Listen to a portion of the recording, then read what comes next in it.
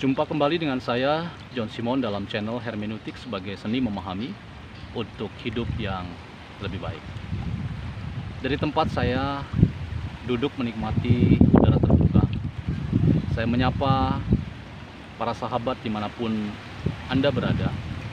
Kiranya semua kita dalam keadaan baik dan sukacita, damai sejahtera meliputi kehidupan kita pada hari-hari ini di tengah-tengah situasi yang masih belum menentu akibat pandemi COVID-19 yang melanda seluruh sendi kehidupan kita, yang membuat kita mengalami tekanan dari banyak sisi dan banyak segi. Pada kesempatan perjumpaan kali ini, saya ingin menyinggung publikasi yang belum lama ini saya lakukan dengan menerbitkan sebuah buku, tepatnya karya yang ke-26, jika saya tidak salah ingat, yang saya beri judul Hermeneutics Today. Inilah buku yang belum lama terbit, yang berisikan tulisan-tulisan buah pemikiran yang saya tuangkan dalam berbagai macam kesempatan untuk diundang dan memberikan materi ceramah maupun beberapa tulisan saya yang saya publikasikan lewat beberapa jurnal dan book chapter yang mengundang saya untuk menuangkan gagasan. Ada 20 bab dalam buku ini, dan di dalam bab-bab yang saya paparkan, saya membagi buku ini ke dalam dua kumpulan bab yang besar. Ada 10 bab awal. Buku ini berbicara tentang hermeneutik institusi yang saya pahami sebagai sebuah kesadaran dari lembaga atau institusi apapun namanya, termasuk gereja, ketika ia mencoba memahami diri dengan lebih baik, maka pemahaman diri yang lebih baik itu akan mendorongnya untuk keluar dari diri dan mengalami perjumpaan-perjumpaan yang langsung konkret dengan realitas di sekitarnya. Menjadi institusi yang kontekstual berarti menjadi institusi yang siap untuk berdialog, mengusung paradigma keterbukaan, dan menempatkan perjumpaan dengan berbagai macam elemen unsur kepelbagaian itu sebagai kesempatan merayakan berbagai macam kemungkinan-kemungkinan untuk ditemukannya tatanan hidup yang lebih baik, oleh karena kita mau berjumpa dan karena itu melahirkan sikap respek dan hormat. 10 bab yang terakhir, teman-teman, saya berbicara tentang hermeneutics dalam kerangka yang lebih besar, yaitu hermeneutik ruang publik.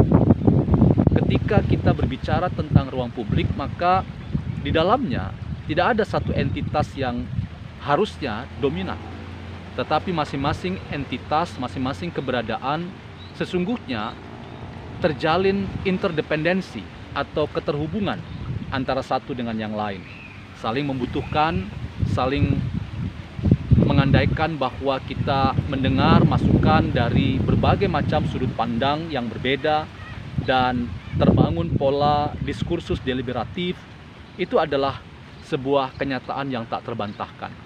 Karena itu institusi yang berdaya dan mampu bersaing dengan berbagai macam keprihatinan yang ada, itu seharusnya menjadi institusi yang siap untuk memasuki kehidupan yang nyata lewat kehadirannya di tengah-tengah publik, di tengah-tengah kebersamaan dengan komponen keragaman yang ada.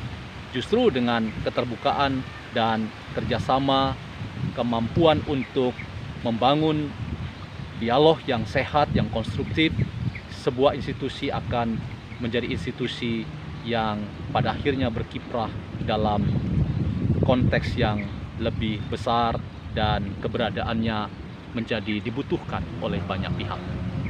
Para sahabat yang budiman, penerbitan buku ini adalah sebuah perayaan yang namanya persahabatan.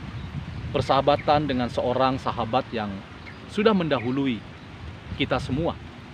Seorang sahabat yang merasakan betul awal ketika pandemi COVID-19 melanda kita, yaitu Mangara Pangaribuan. Ada banyak mimpi, ada banyak gagasan, ada banyak pemikiran yang sesungguhnya dilahirkan oleh seorang sahabat ini dan sering dibagikan dalam kebersamaan atau dalam perjumpaan. Tetapi Tuhan punya kehendak berbeda. Ia dipanggil oleh Tuhan yang Maha Esa di tengah-tengah COVID-19 yang awal sekali melanda negeri ini dan melanda dunia ini. Inilah yang disebut oleh John Piper sebagai providensia yang pahit. Pahit oleh karena tidak ada seorang pun yang menginginkan, tidak ada seorang pun yang mengharapkan bahwa kematian menjemput orang-orang yang kita kasihi.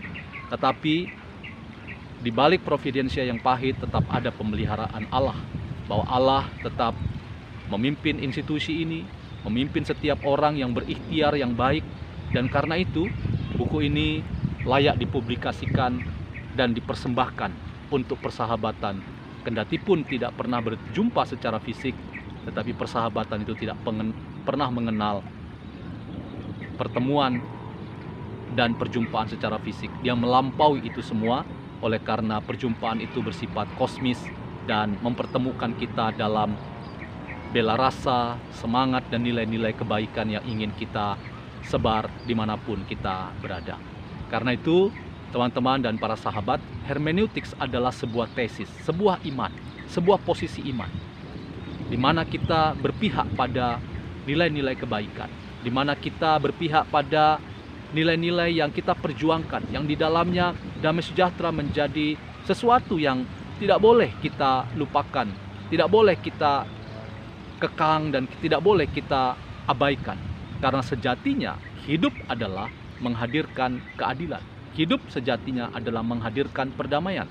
Hidup sejatinya adalah menghadirkan kesejahteraan bagi siapapun. Inilah tujuan dari penerbitan buku Hermeneutics Today.